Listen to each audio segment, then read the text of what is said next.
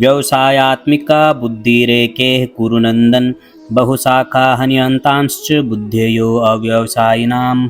इस श्लोक में श्री कृष्ण अर्जुन से कहते हैं, हे कुरुवंशी अर्जुन, इस कर्मयोग में निश्चयात्मिका बुद्धि एक ही होती है, किंतु अस्थिर विचार वाले विवेकहीन सकाम मनुष्यों की बुद्धियां निश्चय ही बहुत भेदों वाली और अनंत होती हैं। यामिमां पुष्पितां वाचां प्रवदन्त विप्रचिता वेदवार्ता पार्थ नान्यदस्तिति वादिनः। श्री कृष्ण आगे कहते हैं, हे पार्थ, अल्पज्ञानी लोग वेद के दिखावटी शब्दों से मोहित होकर कहते हैं कि इससे बढ़कर कुछ नहीं है। कामात्मानः स्वर्गपरा जन्म कर्म फल प्रदाम क्रिया विशेष बहुलाम भोगे सर्व गतिम प्रति। इस श्लोक में श्री कृष्ण अर्जुन को समझाते हुए कहते हैं, काम यानी इंद्रियों की सुख की इच्छा रखने वाले लोग स्वर्ग के लिए उत्सुक होते हैं। वे जन्म कर्म और फल प्रदान करने वाली क्रिया के विशेष से बहुला वाली भोग और ऐश्वर्य की गति की ओर बढ़ते हैं। भोगेश्वर्य प्रसक्तानां तया प्रहित चेतसाम व्यवसायित्मिका बुद्धि समाधो न विधीयते। इन श्लोक में श्री कृष्ण आगे बताते हैं, जो लोग भोग विलास और ऐश्वर्य में लिप्त रहते हैं, उनके मन इन चीज़ों में इतने फंस जाते हैं कि वे ध्यान और आत्म साक्षात्कार की ओर ध्यान केंद्रित नहीं कर पाते। उनकी बुद्धि इन भौतिक सुखों में इतनी लगी रहती है कि वे आध्यात्मिक विकास के मार्ग पर आगे नहीं बढ़ पाते। त्रैगुणीय विषय वेदा निस्त्रैगुणीय भवार्जुन निर्द्वंद्वो नित्य सत्वस्थो निर्योगसेम आत्मवान। इस श्लोक में श्री कृष्ण अर्जुन से कहते हैं, हे अर्जुन, तीनों गुणों रजगुण सद्गुण तमगुण के विषयों के ज्ञान से तीनों गुणों से ऊपर उठकर हर्ष शोक आदि द्वंद्वों से रहित स्थायी वस्तु पूर्ण परमात्मा में स्थित योगक्षेम को ना चाहने वाला आत्म तत्व को जानने वाला बनो। इसी से तुम्हारा कल्याण होगा। यावान अर्थ उदपाने सर्वतः संप्लुतोदके तावान सर्वेषु वेदेषु ब्राह्मणस्य विजानतः। इस श्लोक में श्री कृष्ण अर्जुन को समझाते हुए कहते हैं कि जिस ब्राह्मण ने आत्मा को जान लिया है, उसके लिए सभी वेद उतने ही उपयोगी हैं जितना कि बाढ़ के समय एक कुएं का पानी।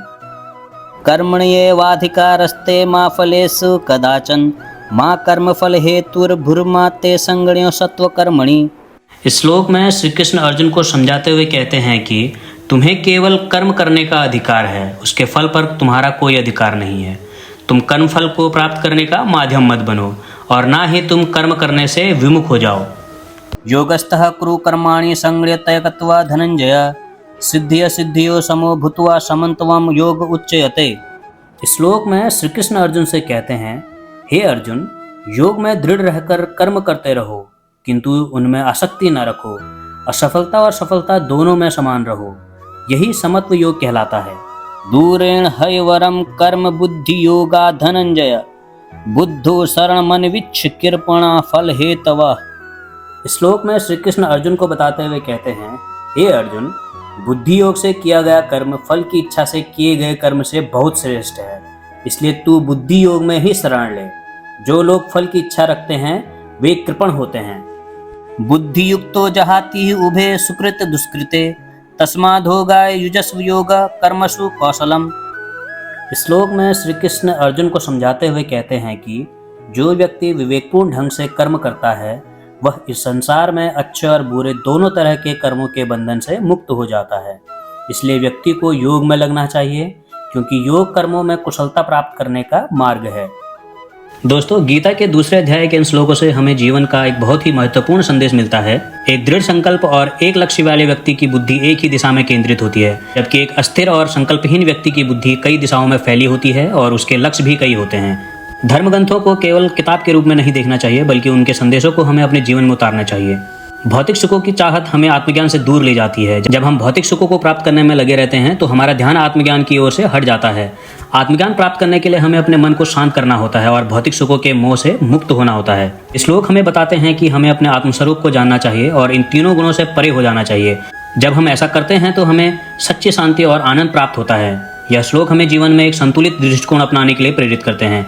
हमारी सफलता और असफलताएं हमारे हाथ में नहीं हैं, लेकिन हम अपने कर्मों को जरूर चुन सकते हैं। यह श्लोक हमें सिखाते हैं कि हमें अपने कर्म करते रहने चाहिए, लेकिन उनसे मोहित नहीं होना चाहिए। हमें सफलता और असफलता दोनों को समान रूप से स्वीकार करना चाहिए। यही असली योग है और इसी में मनुष्य का कल्याण है। दोस्तों इसी के साथ वीडियो को समाप्त करता हूं। अगर आप अभी तक हमारे धर्म ग्रंथों को पढ़ने के सफर से नहीं जुड़े हैं तो चैनल को सब्सक्राइब कर सकते हैं। अब हम आपसे मिलते हैं अगली वीडियो में, तब तक के लिए नमस्कार।